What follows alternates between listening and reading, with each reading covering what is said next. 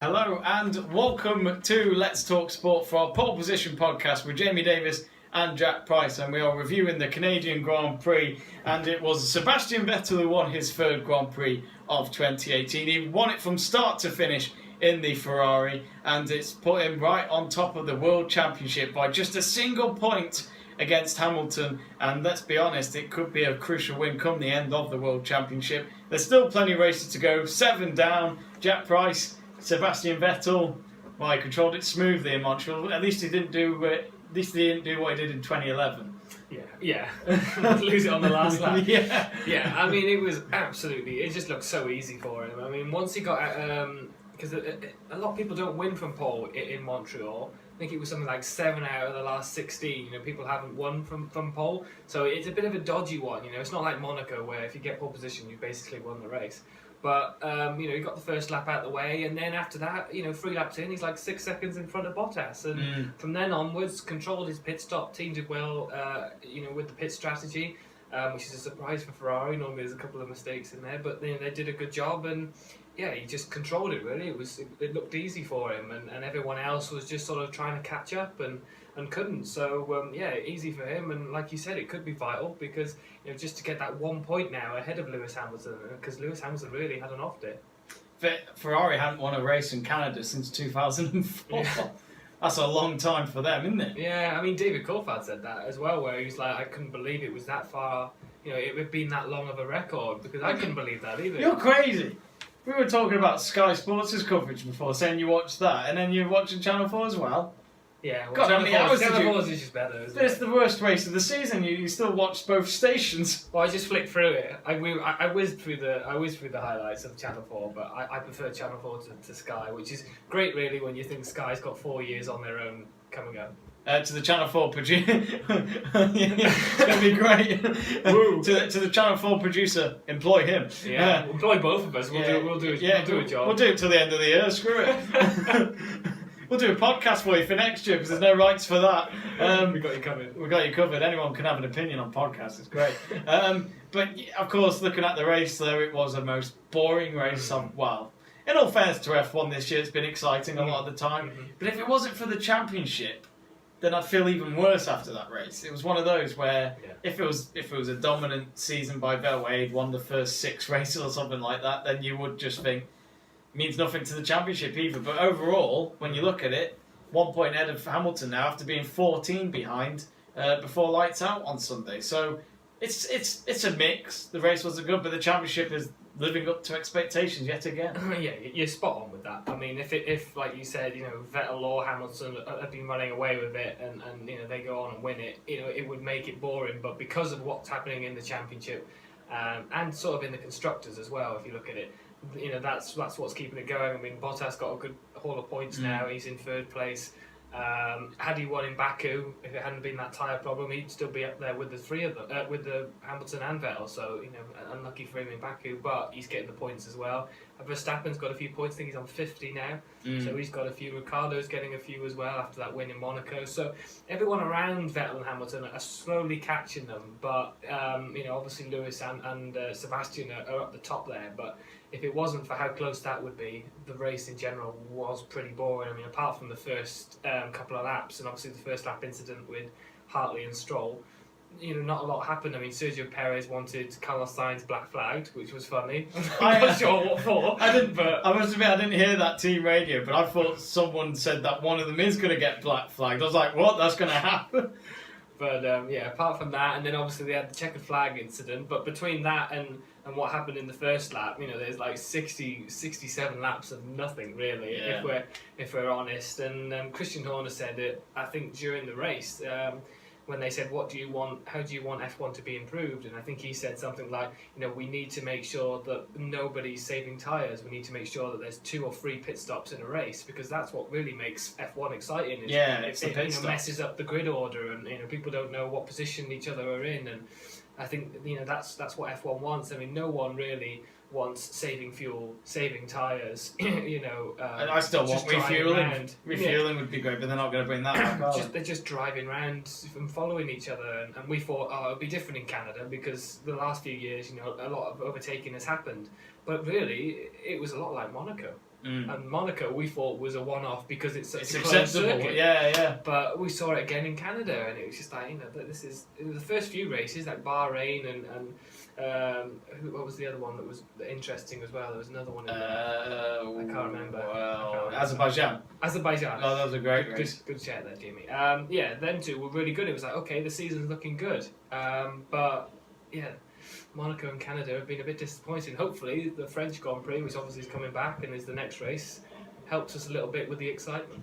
It's funny because when you look at it, we've had a few good races, but how do you make it so that there's more pit stops? Did Pirelli do what they do with the tyres at the Silverstone Grand Prix in 2013 and let them all blow up in front of you, or? I don't know. I don't know how they sort of work it. Maybe they make sure that they bring the worst tyres to the Grand Prix, if that makes sense. So instead of bringing the ones like the hard tyre, which can do basically the whole race, or the medium tyre, which could probably do the same, maybe they sort of mix it up a bit, where they all bring the softest compound tyres because they wear quicker. I don't know. I mean, Red Bull did the Hypersoft yesterday against every other team that did the. Was it the Ultra Soft, I think? Ultra Soft, Everyone else was on that and they were on the Hypersoft, but they made them last as well. So, even that to an extent is going to be difficult. So I don't know how they do it. I mean, Lewis Hamilton after the race was moaning because he's had to do 7 races in a row with this one engine now, without the upgrade that they got. And, only having 3 engines, he said if they go to 2, it'll be even stupider. I'm like, seriously, they're not thinking about going to 2. I can't believe it. It's like you need more engines. It's better when you make one go out to the max in the first 2 races, and you bring another one in. That's the whole point of F1. I mean, I'm sure during qualifying races, they used to put different engines. How does that help for the small teams? I mean, Mercedes have got the money when they offer Lewis Hamilton $40 million a year compared to what the drivers at lower teams make. Well, I think F1 are trying to balance the fact that saying, we need to cut the costs for small teams to keep buying these engines, but it doesn't make any sense with the fact that if you only have 2 or 3 engines a year, if they blow up before the end of the season, they've still got to buy another engine. So either way, it doesn't make any sense. So if they go to 2, I'm an F1 fan, but if they go to 2, it's like, what's the point in watching it anymore? I know, it really hurts because I watched it yesterday and I was almost falling asleep. And a lot of F1 fans on Twitter were doing the same thing. It was just like, this is a bit boring, And yeah, I mean, to the fact that the flag dropped a lap earlier, a lot of fans were thinking, thank goodness it's over, let's just all stop. But that man of the model, Lewis Hamilton's girlfriend or friend, we won't go further into it. We don't know. We don't have any sources to confirm that. Daily Mail, we're on to you. Actually, you had a Daily Mail journalist that asked Max Verstappen, why do you always crash? Yeah, he almost headbutted him as well, didn't he? Obviously did. Yeah, that would have been funny. That would have been a better story. Oh, that would have been great. So that would have been the only excitement of the weekend. I think I enjoyed the press conference more than the race. Yeah. Oh dear. Yeah. But maybe she did the right thing doing the checkered flag a lap early. Yeah, well, a lot of people were even going, she's not even an F1 fan, so why is she doing it in the first place? This is a car. Yeah, do you know what will make it better though? Is that they brought these grid kids in. Why don't they have a grid kid wave the flag at the end? Wouldn't that be a more interesting thing than having a celebrity that's not actually a fan of F1? Yeah. I get that people are going, just put the normal guy that waves the flag in, which is what they should do, really. Yeah. Stop bringing celebrities in to wave the flag. It's just stupid. Yeah, because they'll just drop it and it'll go into a cockpit. Yeah, it makes no sense. But if they were going to do it that way, I'd rather see one of the grid kids waving the flag because I think it'd be more interesting. Oh, very special. For them to finish a race, but. Yeah, to see celebrities waving the flag is just stupid. Especially when whoever wins, like if their favourite driver is Lewis Hamilton and he wins, they could say, I'm the one who gave him that checkered flag. I mean, it's such an iconic moment in an F1 race when that checkered flag comes out. I mean, I remember the photos of Vettel when he crossed in Abu Dhabi in 2010. And he doesn't know, does he? He's like, I've won the race. Normally I'd celebrate, but have I won the World Championship? Yeah. And I love that picture of him. You just think that's the moment he became World Champion. So, yes, I agree with you there. That's a good shout. The problem I have for the kids is, can they look over the... Can they actually reach the window? Have their dad holding them up while they're waving the flag. Imagine the dad's like, who won? I can't see. Can you tell me who won? The one in the silver car. Whoa, what accent is that? I don't know. A kid? I don't know. It's been a few years since I still am a big kid, really. A big kid. It's me saying I'm big. I'm small. We're going way off. Going way off. But let's talk about the race. Shall we? Yeah. I mean, let's quickly talk about maybe the first lap incident of Stroll and Hartley, two drivers that we're not really either of us bothered about. Stroppy Stroll and yeah, I mean, I was and thinking, hilarious Hartley. that's actually a good combo for the two of them, really. But yeah, I think I'm not really sure who's to blame in that one. I mean, obviously we could see Stroll lost it. And almost went into the wall himself. And I think Brendan Hartley sort of saved his blushes because he looked like he was going in there. Yeah, Brendan Hartley, you're looking and thinking, are you really going to get in there? Is that really going to be possible? So I think he was doing that because he's had a lot of pressure recently about if anyone's going to take his seat. And I think he was thinking, I've got to do something. I've got to make a sort of confident move. I've got to make sure I'm looking on the front foot. Let's try and make an overtake. But in doing that, he crashed out on the first lap. So, yeah, I don't know. Probably the rumours about him being replaced is probably going to be doubled now because he's had another accident and another retirement. So, I don't know. And in terms of Stroll, I don't really care. Really, do I have to say anything about Lance Stroll? If you're a Lance Stroll fan, please put it in the comments. But it's funny. There's one of them out there. Well, I watched the press conference on Thursday, and they were obviously going to talk about Lance Stroll because he was there. It's his home Grand Prix, but they'd mentioned Jack Villeneuve and all that, etc. And then he would just talk about himself with those questions, and I just thought, don't get me wrong, it is your moment, but what have you shown to us? I don't know. Something wrong there. But no, he did a decent start, to be fair. I mean, he got past the two McLarens, and I think he overtook somebody else, was it a Haas or something? And he did get up into that. Yeah, but wasn't that just because Grosjean was going to crash into someone? No, probably, yeah. Probably. He was eyeing up a move when the Grosjean, who should I hit first? But, but then, like I think David Coulthard said it, he's like, you can do all them bits on the first couple of corners, but if you don't, continue that, and do that for the next 60 laps, what's the point in even doing that? Yeah. So, I don't know with Lance Stroll. I mean, I haven't seen anything really yet to go, wow. If there's one person on that grid that makes me go, wow, is Charles Leclerc. I mean, what a driver he is. I mean, every race he's just impressing everybody. It's just he's got to get the Ferrari seat. Yeah. You've got to save money, you've got to pick him up, haven't you? Yeah. Forget Ricciardo, just go, look, you stay at Red Bull. Well, because Leclerc will take number 2 drive. He knows that. He already knows that. He's got to go. We'll talk more about him in a minute. But according to that Hartley crash, apparently he went to hospital because of it. Yeah, I don't. But do you know what made me laugh the most about that? Do you know what made me laugh the most about that is that they said, "Oh, he's going to hospital now." That was like an hour after the crash. He spent 20 minutes going from where they crashed to get back to the pit lane, and then speak to the media. So it's like if they're that worried about him, they take him straight to hospital. Yeah. So it was like just not sure. He looked okay.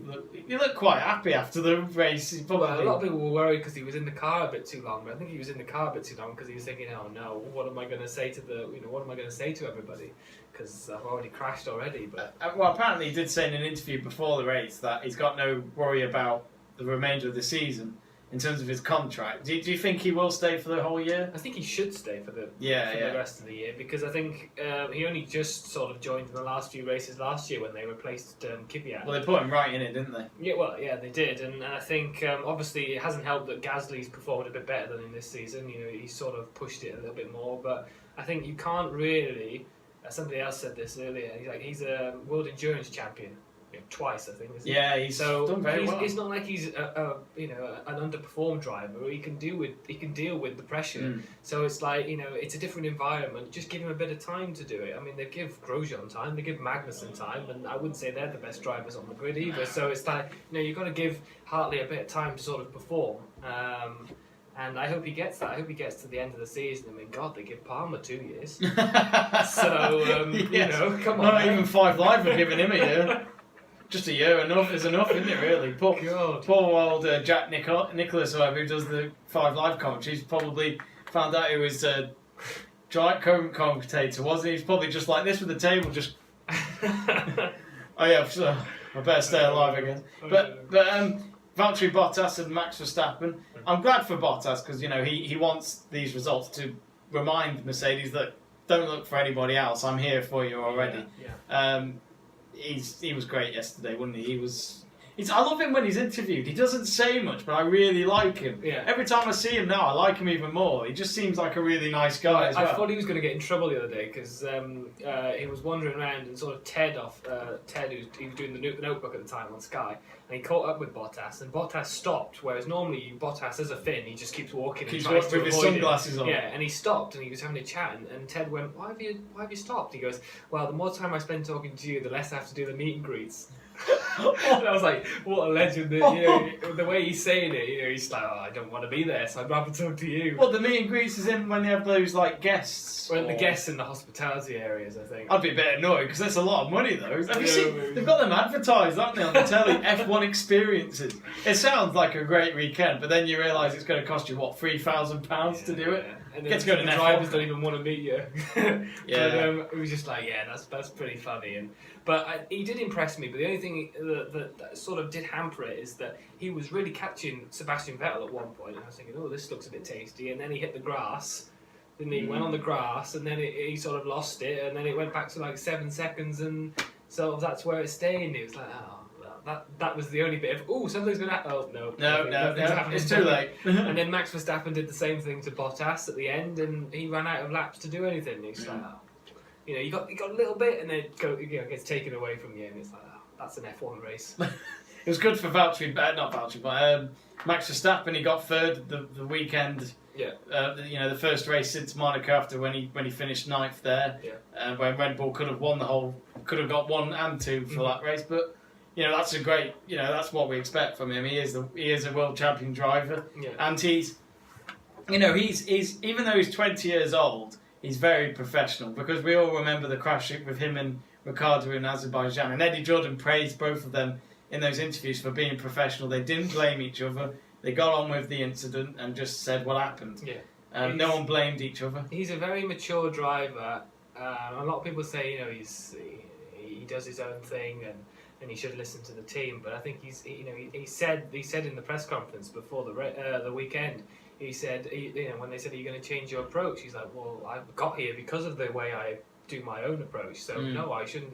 Why should I change say that. it? Yeah. And it's like, well, fair dues. That's what he does. That's how he does it. And I think he's won 3 races because of it, and he's got there because of how he does it. So I think he deserves to sort of do how he feels right, and he was very mature this weekend. He did a very mature drive, and he did show a little bit of fight to start with. He really pushed Bottas for that second place on the first lap. It was a great start. He looked like he was doing it, and credit to Bottas because a lot of people have said he can't really do much. In that Mercedes, hasn't really shown a lot, but he defended really hard for that second place early on. So credit to both drivers. And Max Verstappen needed a clean weekend, and he certainly got it. So hopefully that just shuts all the people up that are just making stupid articles about him. So. I mean, I couldn't believe that journalist James McAvoy. If you're watching. One idiot. You go into a driver's press conference, represent the Daily Mail, and ask Max Verstappen, why do you always crash? I mean, really? What do you expect him to say? I steer it into drivers like Grosjean. Sorry, Roman, I forgot you in this press conference. I saw a wall and I thought, I'll hit that. Yeah, I thought I'll put this multi-million-pound car into it. It makes no sense. I mean, what annoys me the most is that you'd think as a journalist, if I was in their position, you think you'd want to be more friends with them. You want to get a rapport. Well, you got to respect them because it's their job. But you want to get a sort of bond with them because they might think, I want to. If they say we want you to do a few interviews, the first people you like to think of, they think of you. Yeah. Whereas if you say stupid questions like that, they really don't want to be interviewed by you. No. So it never makes any sense why they do that. I mean, the first thing Verstappen said when he got in there is, I don't want to talk about. These things that I don't want to be reminded. I don't want to be talked about it. And I think I put in my preview for the weekend is that drivers, as soon as they leave the Grand Prix that they've just finished, they want to forget about it and they move on to the next one. Unless you're Ricciardo. Unless you're in the Monaco one. But it makes no sense because when a driver comes to a new weekend and they want to be thinking about that, when journalists keep bringing up things that they've happened already this season, that's not going to help them for the weekend. So I mean, stupid questions, and he got a stupid answer, which was, "I will headbutt you really if you say any more." But it's when he paused for ages and goes, Yeah. I don't know. I think he was thinking about actually headbutting him. Yeah. And then he went, He probably I have to say it. Yeah, he probably thought, I might get in trouble somehow. His table's in the way. Can't move the Just table. jumps across the table. Yeah. But stupid. Yeah, Van Dorn was probably a bit worried, saying, "Oh God, he's got to get past me. He's probably going to headbutt me on the way." Well, I mean, Van Dorn maybe should be headbutted just to get him motivated a bit. I know. McLaren in general, God. I mean, Honda in the Toro Rosso look a bit more punchy than McLaren. But I bet Brendan Hartley's always driving past, and Fernando Alonso's like, "Can I just have his seat? I know he won't be hard to get rid of. Can I just have his seat? I'll take a big $30 million pay cut." Hey Honda, you know I trashed you last year. Can I join your? Yeah. It was never me. It was them back in the garage. I never said we should change. It was McLaren. Lewis Hamilton, he won't be happy with the weekend. You know, he didn't get the magnificent 7, which was, of course, 7 Grand Prix wins in Canada, which would have matched Michael Schumacher. He won't be happy with the championship, but as Vettel said as well in his interview straight after the race, it's very, very early and still a lot to go yet. Yeah, of course there is, but it was a Lewis Hamilton that looked like the world is over. You know when you either have 2 different types of Lewis Hamilton. You have the Lewis Hamilton that thinks everything's great and the world is amazing when he wins. Yeah. And then when he doesn't win, he thinks, everything is Puts on his American voice. Everything's so depressing and this, and he only answers a couple of questions each journalist, and he just looks like he doesn't want to be there. And it's like, come on, Lewis, for God's sake. It's not like you didn't get any points. You got 5th. Yeah, you're only a point behind Vettel, but you could have been worse. It's like, come on, get a bit motivated. You're paid to be there. You're paid to drive an F1 car. Sometimes I just look at him and I think, come on now. And was it Lee McKenzie who interviewed him? Because I don't think she was there this weekend. She wasn't there this weekend. Was it? No. Tom Clarkson, I think. For Channel 4? Oh dear. That's really bad, isn't it? No wonder he got kicked from F1's feed. Did he? Well, they got that other guy in now. I like him. He's good. Yeah. The YouTube channel. Yeah. The only thing that made me laugh about him was when they did the entrances last year at America. Yeah. I had like a few questions. I felt sorry for him because he probably didn't want to do that. He probably got told by someone to do that. It was so bad. But I mean, back on Lewis Hamilton, hopefully. He'll bounce back in France. I mean, they didn't get that upgrade this weekend that they were hoping for, and maybe that had a little bit of an impact. And like I said before, he's had the same engine since Australia, so that's obviously going to be thrown in the trash now because that's been done with, and he was having issues with it, I think, but. He never looked like he was going to pass Ricciardo, and Ricciardo didn't. I think he backed off because Ricciardo was like, "No, I've got this." So I think hopefully France is a little bit better for him, but. When Lewis Hamilton is having a bad day, you want the other driver to do well, and luckily for Mercedes, Bottas got the 2nd place for them. So. We'll talk about the other drivers. Obviously, I don't have the leaderboard in memory in front of me because it was that boring. Fernando Alonso in his 300th Grand Prix had 300th Grand Prix on his cap. He had pictures with the other drivers. They were celebrating it. A legend sadly had to be forgotten after only so many laps. But it's another unreliability. That's the 2nd time in a row he's had to retire because of car problems. Now you can't say that's Renault's fault now. Well, I'm starting to wonder if it was McLaren's fault last year. Not, but again, it's the end. I don't know what is going on. Yeah, I don't. McLaren are getting. I don't know. Without Alonso, they're not going to get 4th. It's as simple as that. No, if Alonso leaves in the summer, they're not going to. Do you think he could? Not in the summer. Sorry. In the winter. In the end of the season. Yeah. I mean, he could leave in the summer, depending on how it goes. I mean, if he wins the Mon, he'll probably straight away go. If he wins the Mon, he'll probably go IndyCar. I've got to go there. I've got to go there. I'm winning stuff again. And surely you've got to look at Zach Brown and think, you must understand his decision because they're terrible. I mean, how many promises have they made to him? And Zach Brown is American. He might understand him going to IndyCar as well.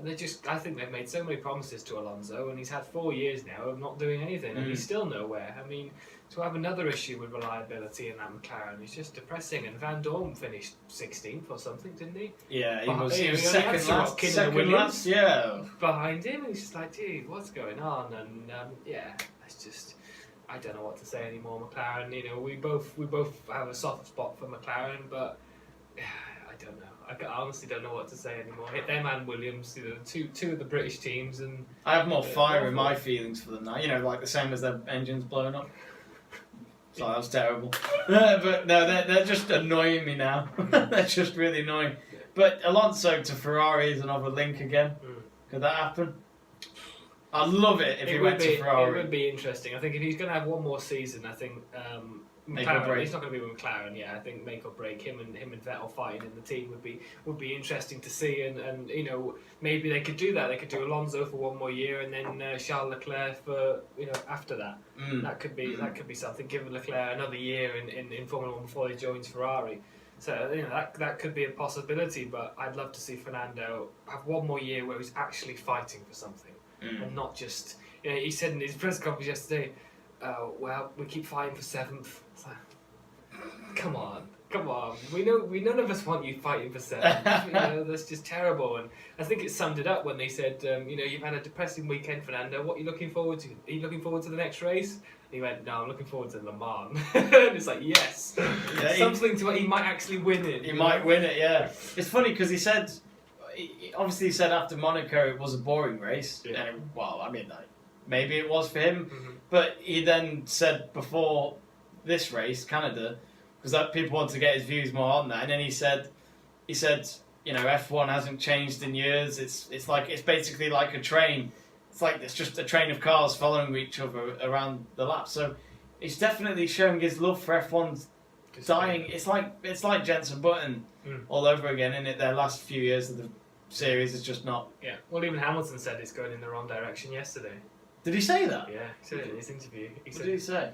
Oh, so just when he was saying about, you know, the only having 3 engines, and he said, you know, if they go to 2. Oh, sorry, yeah, you did say. Yeah, but then he said after that, he said, you know, I think honestly F1 are going in the wrong direction. And then somebody said, well, maybe you should go and speak to Ross Brawn, and he went. Really? It was like, oh, I can see. I thought Ross Brawn might have been, because I thought when Ross Brawn was given the position, I thought this is it. This is what we need. Someone who's been in F1 and was at the time when, you know, when I grew up, it was good F1 when he was working at Ferrari and obviously Brawn GP. Yeah. But what do you have to do to get it to work again? I just think that maybe they should just throw all the drivers in a meeting and just say, look, what do you want? I think that's what the fans want. It's just like, look, just ask the drivers what they want. Stop asking all the executives at the top that have never drove or never been in the sport. Yeah, that's my problem. You know, they're too busy changing the logo and the titles. Yeah, it's just like, come on, change especially the intro. Thing. Probably spent their monthly budget. Yeah, that's their budget gone on promoting, just on the bloody advertising. Oh, God. But no, I think I agree with you. Maybe it's about time they just had a whole drivers meeting. I mean, even the people of Liberty Media can probably think, look, we've just come into F1, tell us what you want. Yeah. But yeah, again, I feel like that should have been done at the start. That's where the driver meetings that we had last season, where we seen what they were talking about with Charlie Whiting, we don't get them anymore. Everyone wanted them. I'm just wondering if the drivers didn't want it on YouTube. Well, what? Because they kept telling off Perez. Yeah. You leave him alone. You mean it was Hamilton's fault? You mean it was Hamilton always hiding behind Charlie Whiting or something like that, getting his support all the time? But that was the thing that most fans liked. But now they don't do that anymore No. So I don't know. We'll find out one day probably. But it's funny because we've got to talk about Charles Leclerc before we finish up. Did he get top 10 at the end? Did he get 10th, I think? I think so. So that's his third points finish in 7 races in a Sauber. Yeah. Wow.